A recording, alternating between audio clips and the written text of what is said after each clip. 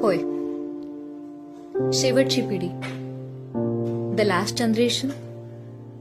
पुढच्या 10-15 वर्षात गावातलं साधं, सरळ, समाधानी आणि आनंदी जीवन जगणारी ही शेवटची पिढी आपल्याला कायमची सोडून जाणार आहे.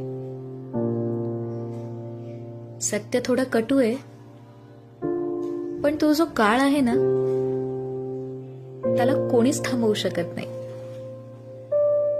एक ज्ञानाचा, कलेचा, संस्कृतीचा आणि संस्कारांचा वारसा आपल्यातून कायमचा निघून जाणार आहे. ही तीच माणसं जी गावात साध्या आणि सरळ जीवनशैलीत आनंद मानतात, गावच्या राखणदार देवचरात निसर्गाच्या प्रत्येक रूपात देव शोधतात, मायेचा ओलावा जपणारी, आपल्याला छान छान गोष्टी सांगणारी आणि जीवनाचा खरा अर्थ खूप सोप्या भाषेत समजावून सांगणारी हीच ती शेवटची पिढी.